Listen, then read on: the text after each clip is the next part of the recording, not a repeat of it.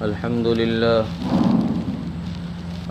لله نحمده ونستعينه ونستغفره ونؤمن به ونتوكل عليه ونعوذ بالله من شرور أنفسنا ومن سيئات أعمالنا من يهدي الله فلا مضل له ومن يضلله فلا هادي له ونشهد أن لا إله إلا الله وحده لا شريك له ونشهد أن سيدنا وسندنا وحبيبنا وشفيعنا ومولانا محمد وبارك وسلم.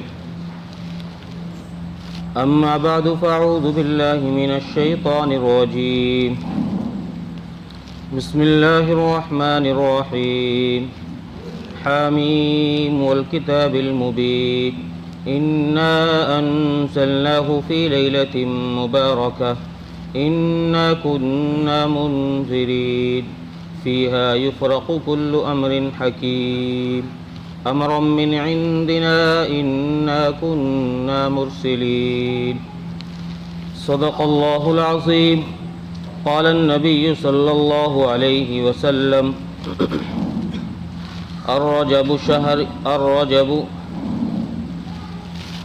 الرجب شهري والشعبان شهر الله والرمضان شهر أمتي أو كما قال عليه الصلاة والسلام. غیور نوجوان دوستوں اور بھائیوں، یہ ماہ شعبان چل رہا ہے اور اس ماہ مبارک کی کچھ فضیلت پچھلے ہفتے میں بیان کی گئی تھی.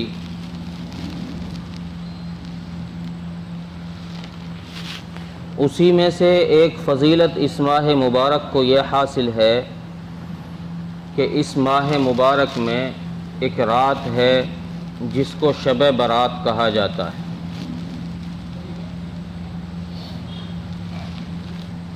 اس رات کے متعلق امت کے اندر دو طبقے ہیں. ایک طبقہ تو وہ ہے جنہوں نے اس رات کا سرے سے انکار ہی کر دیا کہ یہ رات ہے ہی نہیں، اس رات کا کوئی ثبوت ہی نہیں ہے، یہ کوئی فضیلت اور برکت والی رات ہی نہیں ہے.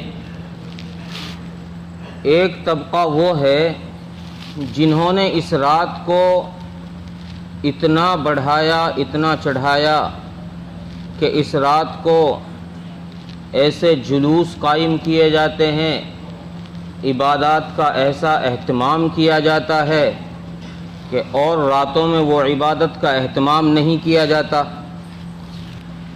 اور جو اس رات عبادت نہ کرے گویا اس کو قابل لعنت اور ملامت سمجھا جاتا ہے کہ یہ بڑا بد نصیب آدمی ہے کہ اس نے شب برات کی رات یوں ہی گزار دی، اس نے اس رات میں عبادت ہی نہیں کی. تو دین نہ تو الحاد کا نام ہے نہ بدعات کا نام ہے. دین نہ تو ان چیزوں کا نام ہے جو دین میں ہے ہی نہیں اور ان کو دین بنا دیا جائے،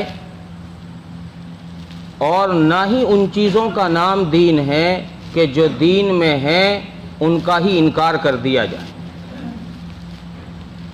بلکہ حد اعتدال کا نام دین ہے، درمیانی راستے کا نام دین ہے.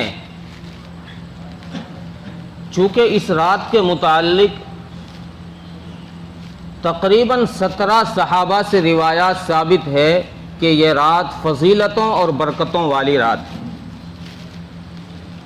تقریباً 10 احادیث مروی ہیں جن سے یہ ثابت ہوتا ہے کہ یہ رات فضیلت اور برکت والی رات ہے، عبادت کی رات ہے، اور راتوں کے مقابلے میں اس رات اجر زیادہ مل رہا ہے، اور راتوں کے مقابلے میں اس رات مغفرت زیادہ کی جا رہی ہے.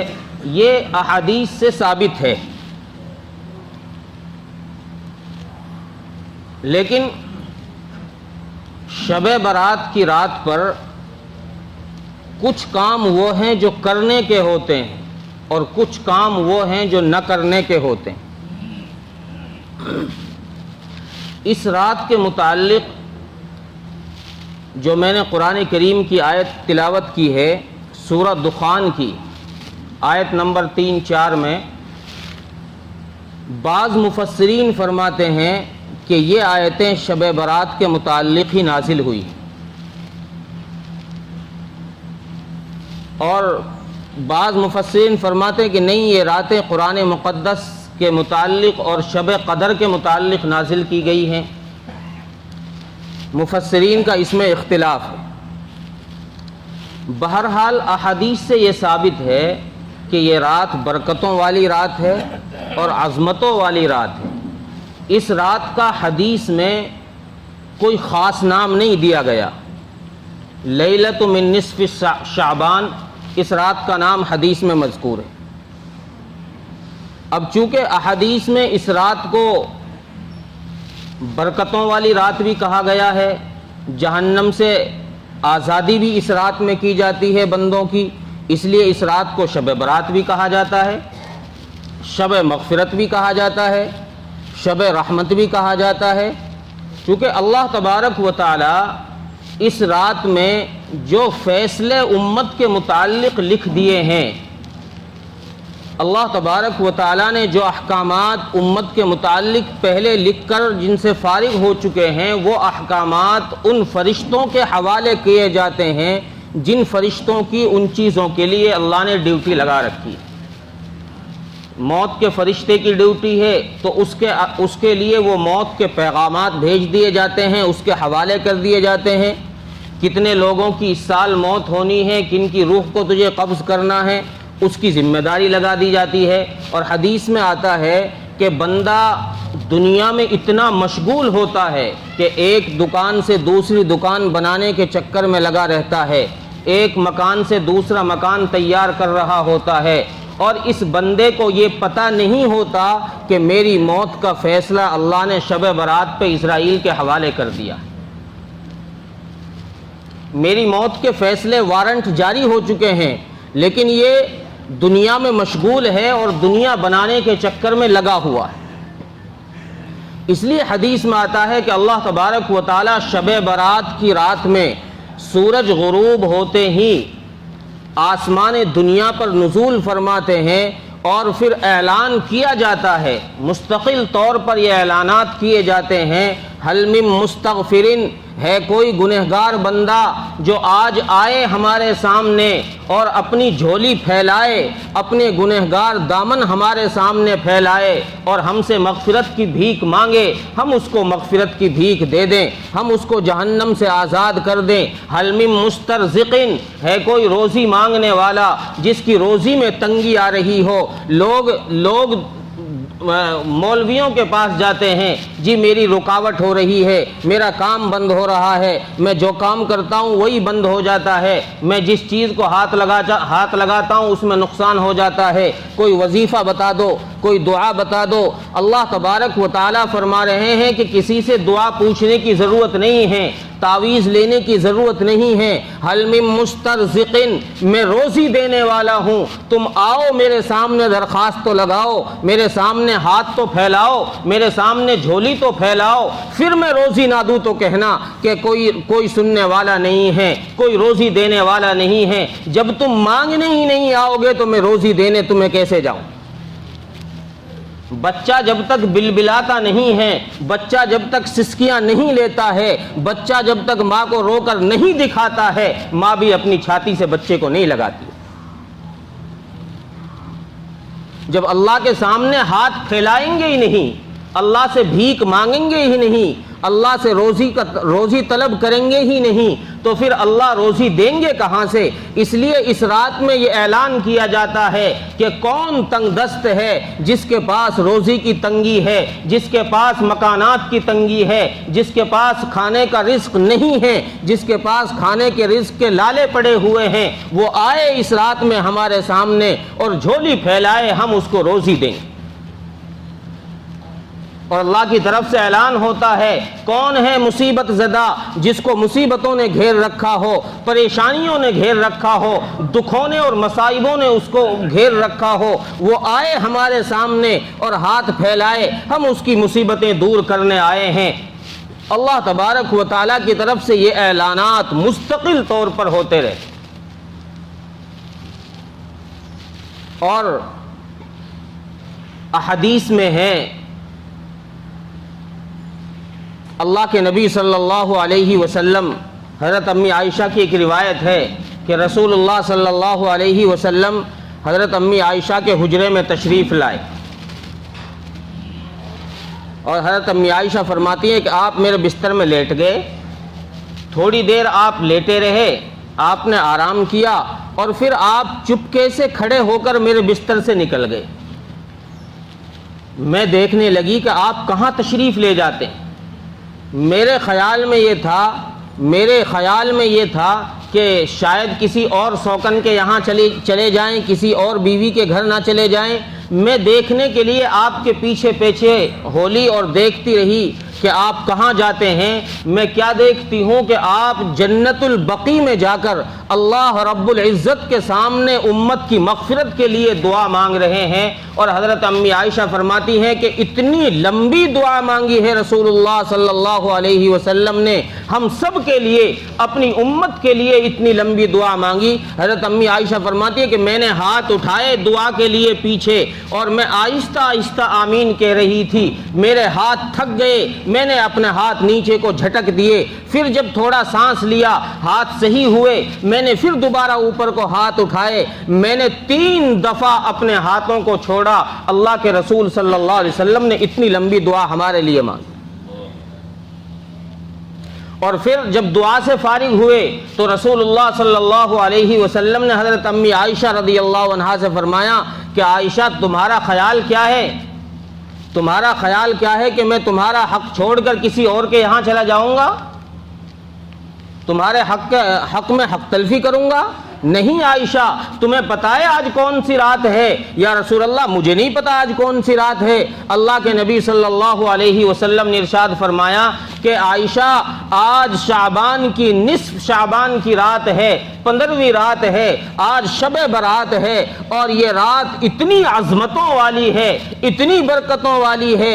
عائشہ میرا مولا اس رات میں اتنی مغفرت کرتا ہے، لوگوں کو اتنا جہنم سے نکالتا ہے، جہنم سے اتنی آزادی دیتا ہے بے شمار تعداد میں، جیسے قبیلہ بنو کلب کی بکریاں اور بھیڑوں کے بالوں کے برابر۔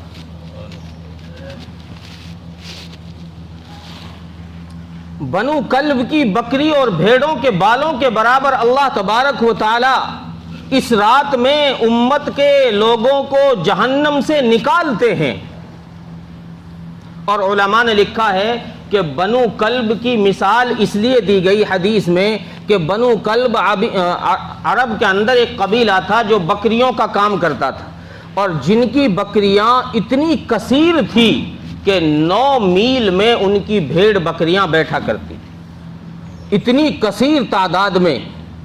اور پھر ان بکریوں کے بدن پر، بھیڑوں کے بدن پر جتنے روئیں اور بکریوں کے بدن پر جتنے بال، ان سب کے برابر مغفرت کی جا رہی ہے۔ یہ اللہ تبارک و تعالیٰ کی طرف سے خصوصی پیکج دیا جا رہا ہے۔ رمضان سے پہلے خصوصی پیکج دیا جا رہا ہے کہ رمضان آ رہا ہے، رمضان آ رہا ہے، اس سے پہلے مجھ سے مغفرت کرا لو تاکہ رمضان میں تمہارے درجات بڑھائے جائیں۔ اب رسول اللہ صلی اللہ علیہ وسلم سے ہمارے یہاں، جیسے میں نے پہلے عرض کیا کہ کچھ کام شب برات میں وہ ہیں جو کرنے کے ہیں اور کچھ کام وہ ہیں جو نہیں کرنے کے۔ ہمارے یہاں اس بات کا ایک عام سا رواج ہو گیا ہے کہ شب برات میں لوگ ٹولیوں کی شکل میں، جلوس کی شکل میں قبرستان جاتے ہیں، اور قبرستان میں لوگ چراغاں کرتے ہیں، موم بتیاں قبروں پر جلاتے ہیں، قبرستان کو روشن کر دیتے ہیں، ایسا لگتا ہے جیسے کوئی میرج ہال ہو، قبرستان نہ ہو۔ رسول اللہ صلی اللہ علیہ وسلم سے ہر سال قبرستان جانا ثابت نہیں ہے۔ صرف ایک دفعہ آپ قبرستان گئے ہیں، ایک دفعہ آپ قبرستان گئے ہیں اور پھر سارے صحابہ کو جمع کر کے ٹولی بنا کر نہیں گئے ہیں، آپ اکیلے گئے ہیں۔ اس لیے اگر کبھی کبھار ایک تو مستقل طور پر ہر شب برات قبرستان جانا یہ دین نہیں ہے، یہ بدعت ہے دین کے اندر، اسی سے روکا گیا ہے، اور دین کے اندر جو بات نہ ہو اس کو دین سمجھ کر کرنا، اسی کا نام بدعت ہے۔ اس سے روکا گیا کہ ٹولی کی شکل میں، جماعت کی شکل میں، ایک گروہ کی شکل میں قبرستان ہر شب برات پر جانا یہ نبی سے ثابت نہیں، اس لیے اس سے رکا جائے۔ ہاں کبھی کبھار کسی شب برات پر اکیلے چلے گئے اپنے مردوں کو ایثار ثواب کرنے کے لیے، اور کوئی وہیں جانا ضروری نہیں ہے، مسجد سے کر دو، گھر سے کر دو، ہمارا کام ایصال ثواب کرنا ہے اور پہنچانا اللہ کا کام ہے، اللہ گھر سے بھی پہنچا دیں گے، قبرستان سے بھی پہنچا دیں گے، پہنچانا کام ہمارا نہیں ہے، پہنچانے کا کام اللہ کا ہے۔ تو اس لیے کبھی کبھار چلے گئے اور کبھی ناغہ بھی کر دی۔ دوسری چیز، شب برات پر حلووں کا اتنا زور ہوتا ہے، اتنا زور ہوتا ہے کہ فرائض چھوٹ جاتے ہیں لیکن حلوہ نہیں چھوٹتا، ہر گھر میں حلوہ، اس کا نام بدعت ہے، اس کا نام بے دینی ہے۔ اس لیے یہ بھی خلاف سنت عمل ہے، خلاف دین کام ہے، اس لیے اس چیز سے بھی بچا جائے۔ اور شب برات پر آتش بازیاں، پٹاخے چلانا، لوگ کتنے روپے پٹاخوں میں برباد کر دیتے ہیں شب برات پر، یہ بھی بے دینی کی بات ہے۔